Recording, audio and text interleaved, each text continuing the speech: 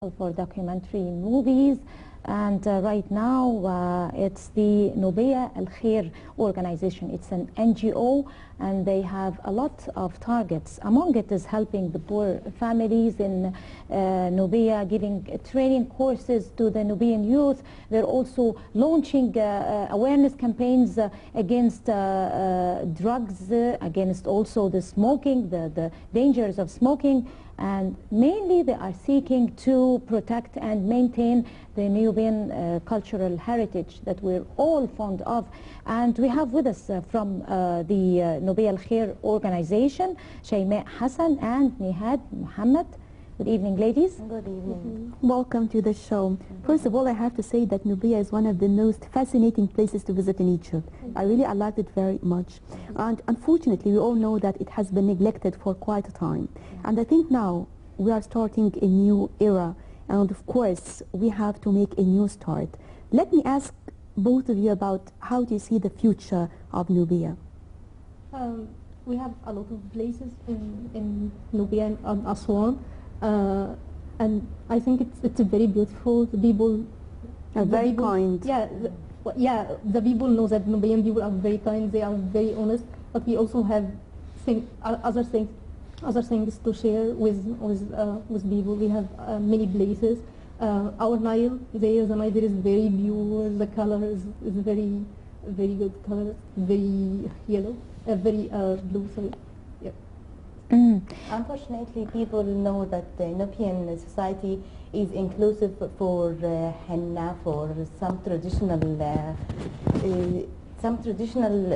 conditions, but this is not true. Yeah, Nubian society has a lot to cooperate with people. It is a complete society. Yeah, it's a complete society, and it should have a place on the map. On the map, yeah. Yes. Now we are at crossroads now. That the history of Egypt is at crossroads, and we're taking a new phase. Egypt is changing. President Dr. Mohamed Morsi, in his first speech, he mentioned Nuba twice. Yeah. Yes. That means that he has a place in his heart for the Nubian people. Yeah, how did that make you feel? And also, what do you expect from the newly elected president? What are your sincere demands that you could that you're hoping for, that he could come up with? Actually, we have not sub-demands right now. Like any other society, we have demands of the files of health, education, and many other files. But I think right now we don't have any demands, right? Until the society becomes somehow stable, or we have achieved many things. Like any achievement will be applied. That's good to hear. Yeah. Because he has a lot in his hands. I mean, Egypt has many problems, a lot of problems, and we don't want to be part of these problems. We want to be part of the solution. So we want to help our society, like Nuba. What about Nuba الخير? Tell us about your organization. What are you doing exactly? Mainly, Nuba الخير has originated in 2008. It emerged simply. Someone from Nuba has suggested an idea to issue a topic on Facebook. After that, he found people interested in this. So we have collected together. We have shared our ideas. We have shared our aims, purposes. So some of us have collected, and they have assigned a place. So after that, we becomes larger and larger. So we have a lot of activities in Nuba الخير. Yeah. In your NGO organization, don't you try to enlighten the people who don't know much about Nuba? Because all the people who haven't been to Nuba only they know that Nuba is famous for the henna, for the very popular folkloric dancing. It's costumes, the brightful costumes, and the beautiful faces of Nuba. But nobody knows that there are intellectuals, there are thinkers. There are, icons who came from the heart of Nuba and have been landmarks in the history of Egypt. What do you say to them? Because of that, we started our organization to share our knowledge, our skills with our community. We want to tell people, yeah, okay, we have many stuff like henna and things like this, but also we have knowledge, we have skills, and we want to help our community. We want to support poor families, education. Like we have instructors, and they help poor people who don't good in or have problem in education, so we can help. Well, of course, this is something great, but let me ask you about funding such an organization. From where do you get the funds? Do you have donations or what? The funds mainly are collected from the people who are members in Noble Khair. They are a lot. We have assigned the How many are you?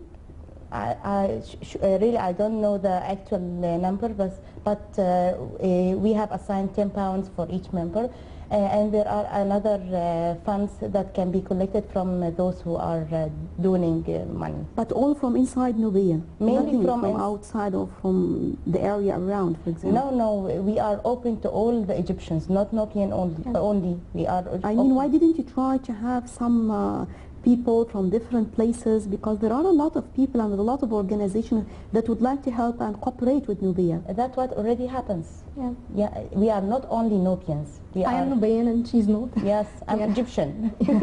And she's Egyptian as well. Yeah. But I'm sharing. You're from Cairo? Yes. But I'm sharing in Noble Khair. That's why I'm saying that we are not only Nubian. We have a lot of. You travel every now and then over there, or you're living there, or? No, I'm not living in Nubian. I'm from Cairo and living in Cairo. And mainly our services is in Cairo. Yeah. To our knowledge also, you're holding a campaign, you're launching a campaign to try to preserve and maintain the Nubian language. Yeah. How are you trying to do that? It's almost diminishing among the Nubian people themselves. Yeah. Do you speak the Nubian language no, there? Unfortunately. You're not speaking it anymore? No. So in this course we're trying to... But you sing, you have songs in Nubian. Yeah, but sometimes we can't understand. We know just little words, but we don't speak. I'm Nubian, but I don't. Is there a chance to speak. Revive this language? So in this course we're trying to speak or learn about our language, and also it's not for Nubian people, for all the Egyptians to know about this language. Yes. Talking about education in Nubia, for example, tell us more about the children over there. How is the situation? How is the education over there? I think the children over there are well educated, but maybe they have no better chance to share with their society. I think this is something very important, a file that must be open right now. Don't wait. Don't wait, Yes, don't wait. There is no time. That's why all of them come here to Egypt to find a chance to find a job or go. I mean, what about schools in Nubia, for example? I think it's well suited, not that bad. They are good educated and well educated, but there are no chances over there. That's why they leave the country and come here. Yeah, the problem is not the education, it's the market. So even they have good education, there is no market there, so they move to... There is no teachers, for example? No, there is no teacher. One of our purposes in Nuba Elkhair, we are trying to fill in the gap between the qualifications and skills and between the market need. That's why over there there are no market needs that fulfilling the qualification of those who are well educated. That's why there are a lot of problems there. They are forced to come here to live in Egypt or over there. Tell me, both of you ladies, of course you are already aware, and like us, the rest of us, that Nubia have been one of the most charming spots in Egypt, and it has been a spot that have attracted millions and millions of tourists. Even your Nubian fashions are very attractive, and your songs are really very talented, and it's very tuned, well tuned. So how are you trying to be able to use that while you try to launch awareness, to try to reflect your culture to people who might not have an idea about the Nubian culture? Are you aware of that, and you're trying to use it in your campaigns? This have been done already in our activities, which called cultural activities. We are doing a lot of workshops that reflect the Nubian heritage And also the courses that revive the Nubian language also helps the people to revive their language and to enlarge the phrase. I think these are the two ways to revive the language. We have done many workshops for handmade stuff, for custom, for things like these. You have members from celebrities. I mean, there is a very popular celebrity who stands up for Nubian, and he's well known everywhere, a singer here in Egypt, of course. And are you in contact with him? Or? I don't think so. No.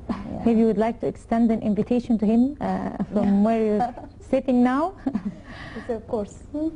Well, at the end, we wish you the best of luck, actually, for your future, the future of Nuba. Thank you very much for joining us, Hassan. And we had Muhammad, member of Nuba, الخير. Thank you very much for joining us. Thank you. Now moving on to a break, and we'll be back.